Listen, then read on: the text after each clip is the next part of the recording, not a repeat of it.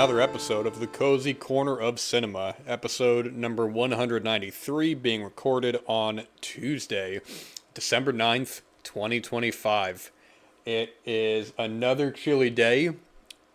We had some snow the other day. The white horizons outside are just a total joy to watch. In the distance, just fields of snow. The roads are clear now, but be careful if you're out there driving. You don't be driving like a maniac and be, accidentally swerving on some ice or anything like that, especially if you're going like a long distance or something like that, or if you're driving at night when, things are going to get colder. But boy, oh boy, what a great time of the year. What a productive time of the year, too, just to get some really thoughtful, productive work done. We're trucking along through December, watching the films that are coming out. We're getting, it's great to see people putting their favorites of the list. Oh my gosh, favorites of the year lists together. Oh my goodness, man, I'm losing my mind. I got this hot cup of coffee, but it ain't clearing up the brain fog at all. So we'll have to just keep on trucking with that. But anyways, yeah, there's still plenty of films to see for the rest of the month. So I won't totally know until the end of the month what my total kind of favorites of the year list will be. So there's still a couple heavy hitters, still a couple big films that need to be seen, but I'm catching on through. I'm keeping up, some of the ones that I've had my eye on. So, and some of them have been good, some of them have been okay, but otherwise, we're trucking along. Seen some good ones. Yeah, they just recently saw Chloe Zhao's new film, Hamnet. That was a wonderful, wonderful, mature film. It's great to see Chloe Zhao doing something that feels more in line with the film that she would make, compared to the Marvel movie that she did. But yeah, Hamnet, exceptional excuse me, exceptional film. Last night I did go and see Park Chan-wook's new film, No Other Choice, and it's another quality film from him. I think it's one that we'll have to let it sit for a bit. I kind of feel the same way as I do, maybe a little less, as his previous film, Decision to Leave. I think I like that film quite a bit more, but No Other Choice. It's a good film. I would have to kind of let it sit because I think I have some script issues here and there, just the way that the plot kind of progresses. But overall, I mean, you just see the craftsmanship in his directing. There's a lot of I didn't realize how comedic it would be. I would almost call it just a dark comedy above all else. But it's a quality film. That lead actor from I Saw the Devil, I don't know his name, but he's great in the film, and it's good. Good stuff. I recently did get the opportunity to go see Kill Bill: The Whole Bloody Affair, but I hesitated towards putting it as a 2025 film since it's technically not a new release. Not even this version. This has been going back for a while, and I think technically this is listed as 2007. But it was great to finally not only just see this, but see it theatrically. It runs 4.5 hours, but boy, it really just kind of shows how strong of a filmmaker Tarantino is. I hadn't seen Kill Bill, Volume 1 or Volume 2 since 2019 when I had decided to go through his filmography again, one film a day leading up to the release of Once Upon a Time in Hollywood. And so I hadn't seen it since then, and boy, it's just the pacing of this thing just flies by. The violence is over the top. It's brutal. The drama is so sincere. I think one of my favorite scenes in the whole film is actually the very ending. It's sort of like, no spoilers or anything like that, but there's just a scene on a bathroom floor that really kind of puts a lot of the film into perspective with one of the characters. But it's great, man. It's just one of Tarantino's strongest in an already, incredible filmography, and I'm eager to see what film he decides to supposedly end his directed career on. We'll see. It's going to be hard to top Once Upon a Time in Hollywood. I think that's it's so tricky to choose favorites for anything, but I would say that's probably my favorite of his work. It's the one of his I've seen the most.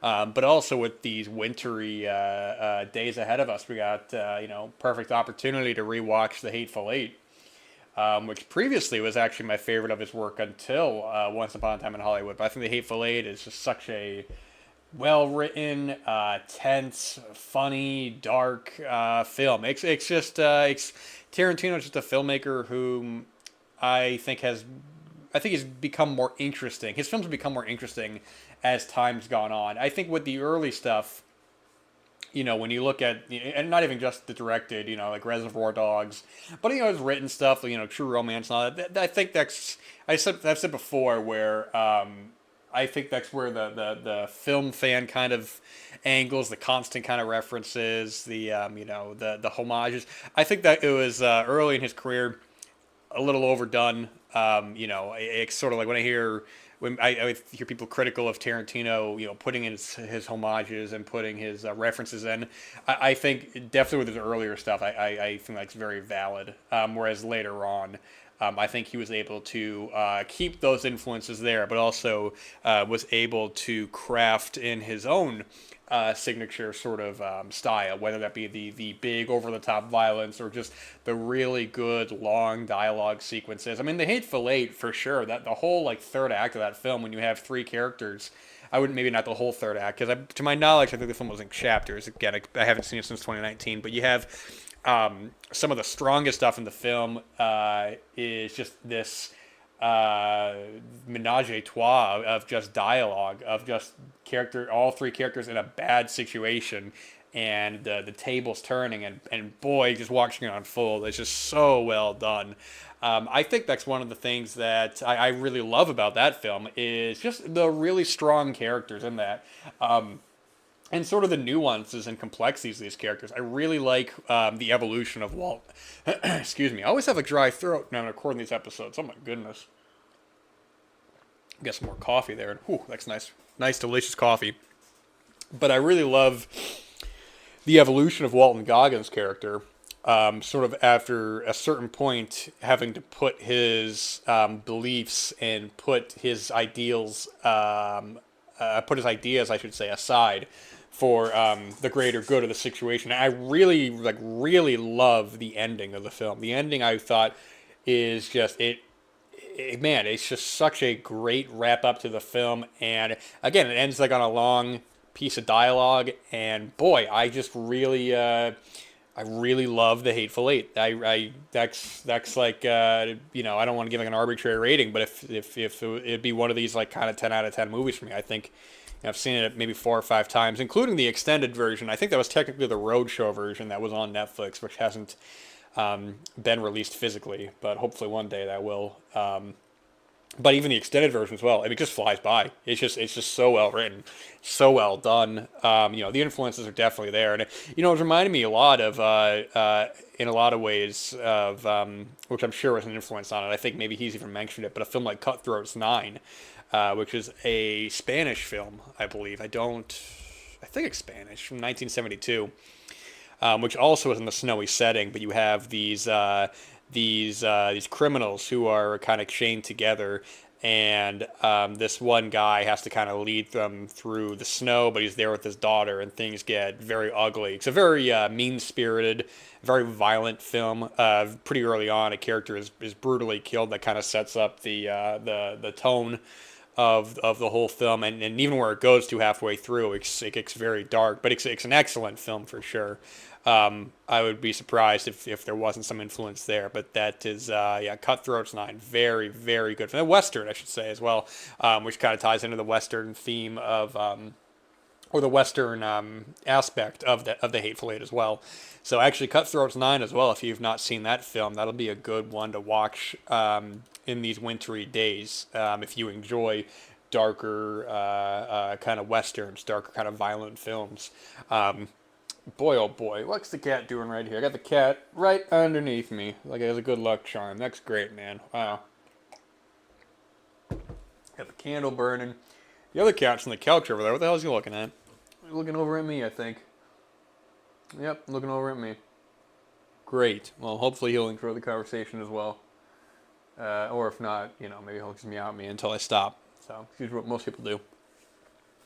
But yeah, I see there's upcoming remake of Silent Night, Deadly Night coming out, and it's a good time of the year to release it. I mean, we don't get a whole lot of Christmas horror movies, let alone ones that actually release during the Christmas season.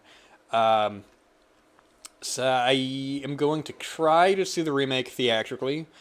I don't. I will have to see if I can work it all out, but I'm gonna make a point to try and see it. If I can't see it, I'll wait for home video. But yeah, Silent Night, Deadly Night, 1984. What a terrific film that is. A very controversial film for its time. When Silent Night, Deadly Night is a very famous horror film.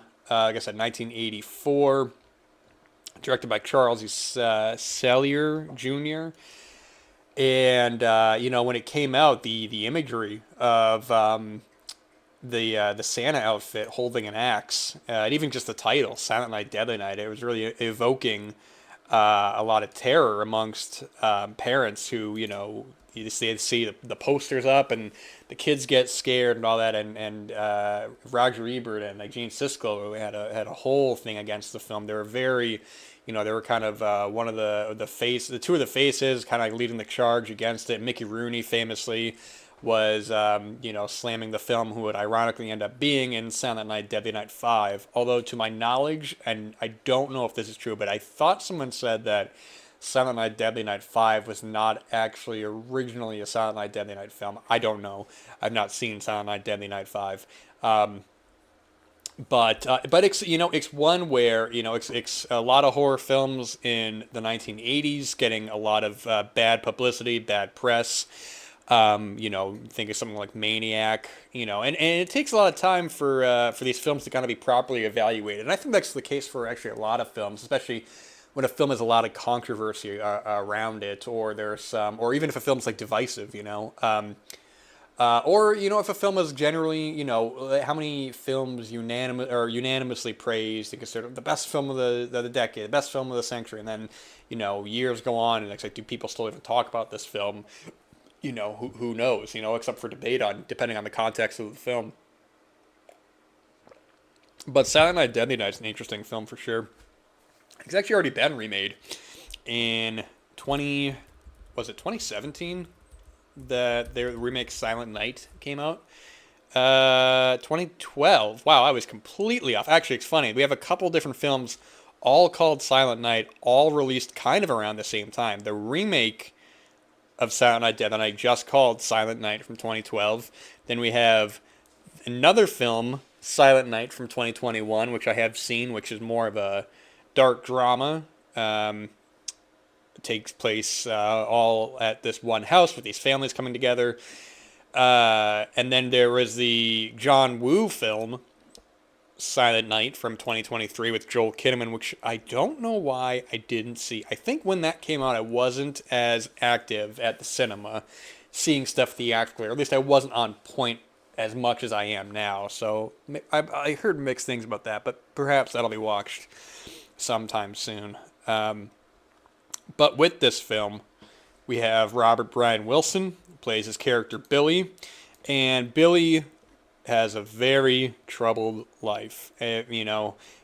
Things just keep getting bad to worse to even worse. They go to visit their grandpa, who is not saying anything. He's like, I forgot what he is. He's he's getting older, but Billy goes to see him, and Grandpa immediately he just starts messing with Billy. He's saying, like, I don't remember what he said, something about, I think Santa's gonna get you, or he said, like, you better watch out, or basically traumatizing the poor kid. And you think, boy, Grandpa, that's a crazy thing to say on Christmas. I'd hate to be around here, during Easter, talk about the damn Easter bunny. Hell, man, I wonder if Grandpa's seen Santa Claus and the ice cream bunny. Good Lord, man. But anyways, also, excuse the pauses. I'm having a sip of this coffee, and I don't want to keep pausing it. So if there's a couple moments of silence, just bear with me. I try to keep the dialogue active. But anyways, if that's not bad enough, Grandpa's being a dirty old man, talking about these bad things with Billy. On the way home from Grandpa's, and I'm not gonna give the whole movie away, but I gotta get this out. His family is attacked in a pretty brutal sequence. I think one of the things that stands out with this film is how downbeat it is, how dark it can get. I think when you see the title, Silent Night, Deadly Night, and you see the poster, maybe you get an idea of it. I think maybe there was a little bit of that in there. There's one kill that it feels very much like an 80s slash movie. But I think what the film does so strongly, and I think kind of separates it above a lot of other Christmas horror films, is the really good character writing in this. I think Robert Brian Wilson, who plays Billy at when he's older, he's traumatized as a kid, and we see that trauma really affecting him as an adult. Christmas time is really rough for him. I haven't even talked about when he goes to the what the hell is that? What are they called? The boarding school with the nuns and stuff, and Mother Superior, played by Lillian Chavin, is just messing with him. Or Lily, how do you say her name? Lillian Chavin. That's I'm probably saying that incorrectly. Who had a whole vast career of herself and actually ended up getting recasted in the sequel. And I think people kind of like I said before, when I'm talking about the this film, I think people kind of think about the sequel, which I'll talk about a little bit, and maybe associate it with this one. But yeah, it's this character who's having really like a bad mental breakdown that leads to violence, leads to a psychosis, and it doesn't all work. I think the tone is a little tricky at times because I think the stuff where it gets dark, early on, it sets this grim tone, and it's like, wow, okay, this is going to be a serious movie. But then you get some scenes that are a little, I don't even want to say hokier, but they're a bit more lighthearted in a way that feels kind of clumsy.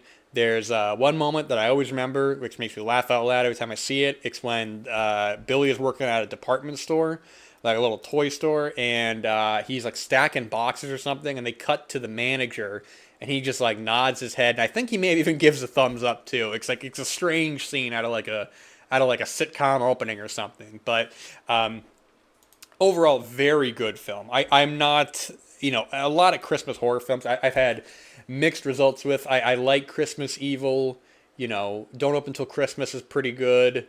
I think Black Christmas, I mean, it cliche to say, I think it's the strongest, but I mean, I think it's a brilliant film. There's a lot of Christmas horror that, and I'm talking about overtly Christmas, not like movies that happen to take place at Christmas. I mean, Christmas is the main focus, which, people talk about, oh, is Die Hard a Christmas film? Is it not? And that's a film where Christmas is not the main focus, but it just happens to be set at Christmas. And whether it is or isn't, I don't really care. But with Silent Night, Deadly Night, famously, for any of you who were on the early days of YouTube, 2005, 2006, when people would just upload just random movie clips out of context, is where I think a lot of people were introduced to Silent Night, Deadly Night 2. Or do they even call it Part 2? I love when some of these movies call them Part 2 as if it's The Godfather. Remember when the Hangover movies were coming out and they were calling it The Hangover Part 2 and Part 3 as if it's part of a bigger trilogy and not just, or a bigger picture and story, as if it's not just a sequel. Yeah, I love this. Silent Night, Deadly Night Part 2. And what I'm talking about with Santa Claus Conquers the Martians, this is one. You know what? It's not a so bad it's good movie because it just makes me laugh. It makes me smile. It makes me happy to watch this film.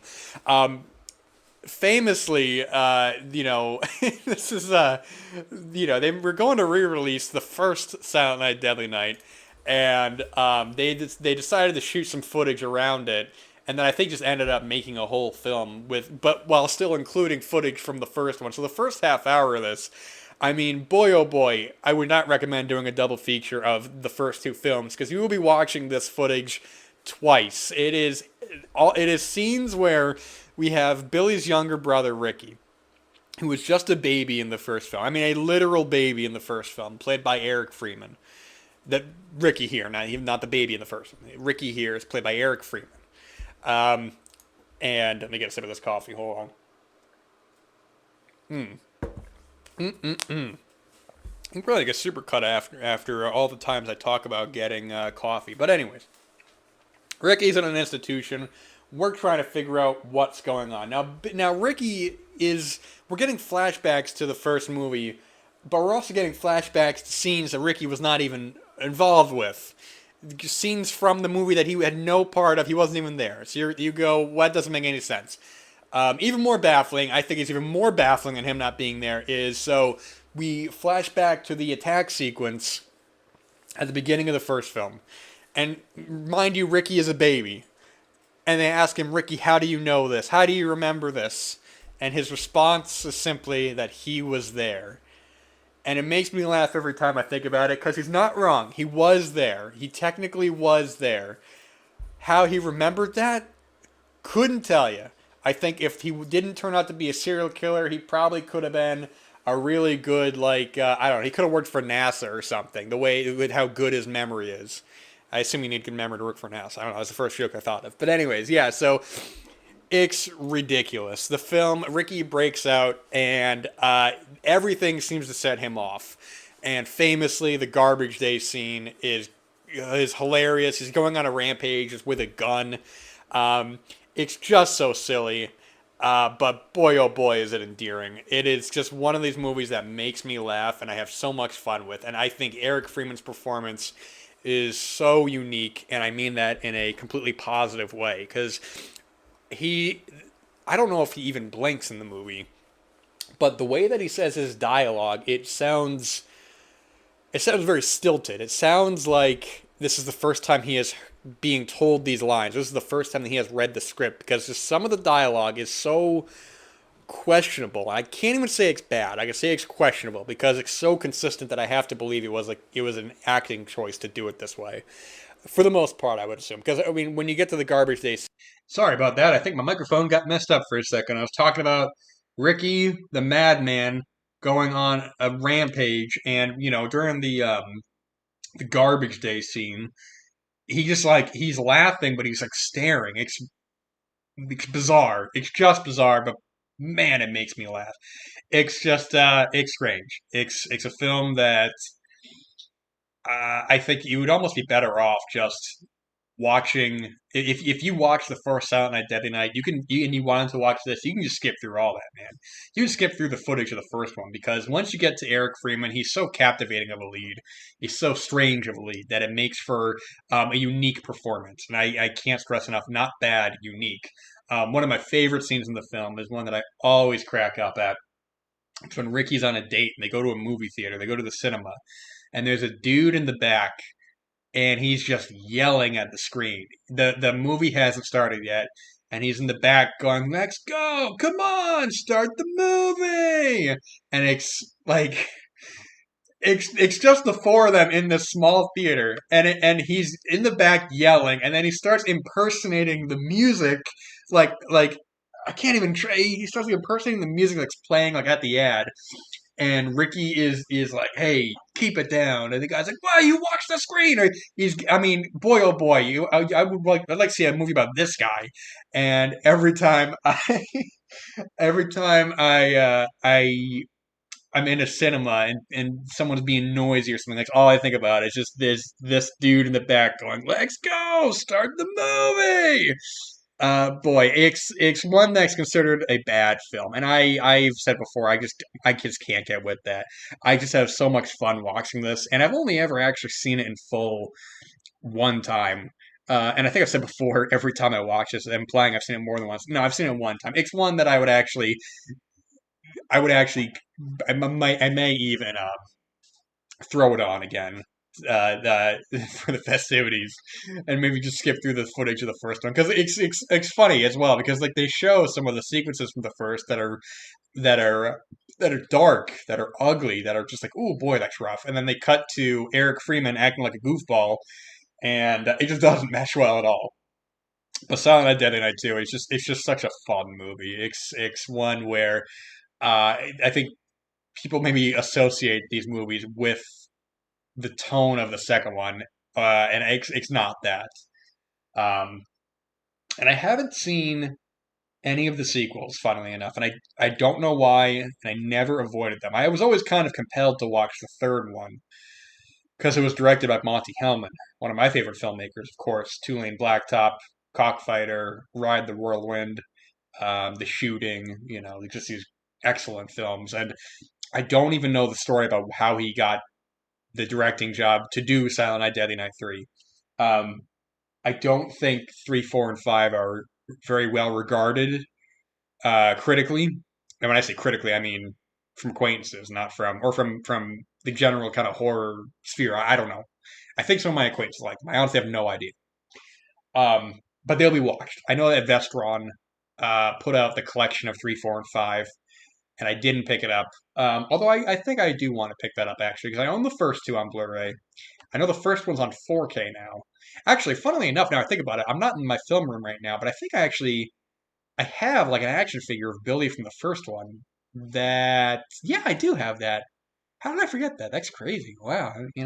I don't record in the film room anymore. I'm out actually in the living area because the cats love to be at the door for the film room, and I've let them in there before. They just cause problems, and I'm just like, what, I'll just record my stuff out here so they can be with me and they can hang out.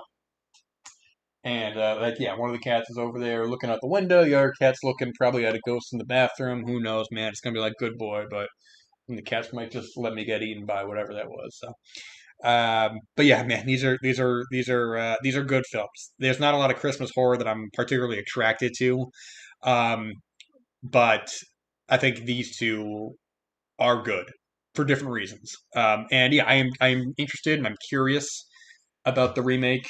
I'm gonna try to go see it theatrically, and if not, so, oh well. It's not one that I'm gonna be losing sleep over not being able to see.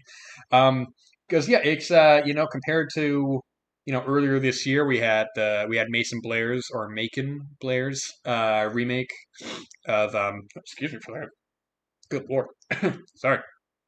We had his remake of the Toxic Avenger, and I'm thinking of mine these cult films from the '80s getting contemporary remakes, and I wasn't too crazy about that remake. I didn't hate it, but it didn't really work for me.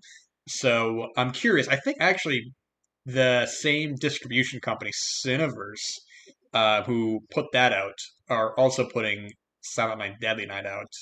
Don't quote me on that. I may be incorrect. But it was interesting to see that the Toxic Avenger got a wide release. Meanwhile, Silent Night, Deadly Night does not have a wide release. I think it has a mostly wide release. But my closest cinemas aren't even getting them. There's a few cinemas about an hour or so away that are getting them. So it's just kind of interesting as all. You figured that Silent Night, Deadly Night would probably have a bigger reach than the Toxic Avenger because, people would see the poster of the new Silent Night, Deadly Night. They have the axe wrapped up in the lights, and they go, even if they don't know it's a remake, they go, okay, horror movie, Christmas, Silent Night, Deadly Night. Okay, Christmas horror movie, I'm going to go see that. The Toxic Avenger is different because people could probably see that poster and go, is this a superhero movie? What is this? It's the Toxic Avenger. What does that mean? The Avenger, okay, superhero, and it's just interesting. I don't know because I don't think Toxic Avenger did very well. I don't think it even made top 10 that opening weekend because it was out of cinemas here within a week. Um, it had a very short release window, and I know it's now available. And you figured something like that would have come to like Shudder or something, or would have went to like a video on demand kind of service instead of a wide release. It's just strange that it got. I mean, it's cool. I mean, I was happy to see. I'm happy to see anything, mostly anything theatrically, but it's just interesting as all they figured that it's a known cult film, but I don't think the general public knows the name enough um, for it to be a recognizable property. Um, but as compared to Silent Night, Dead Night, where you just have the kind of generic imagery that would pull in a Joe Schmo off the street, see the poster and go, "Oh, Christmas horror movie. I'd like to see that," or "I don't want to see that." They know what it is. But, anyways, guys, boy oh boy, I'm gonna get myself another cup of coffee because I'm all out here, and I'm gonna wrap this episode up. So, you guys take care. Thank you so much for listening. Yeah, check out Silent Night, Deadly Night Part Two as well. Yes, Part Two. They're good films. They're quality films. Different, for different reasons. But I enjoy them and they're fun. Okay, that's all I got to say. Thank you guys so much for listening. I appreciate it. Take care. God bless. Get the work done. Layer up. Be a comedian. That's all I got, guys.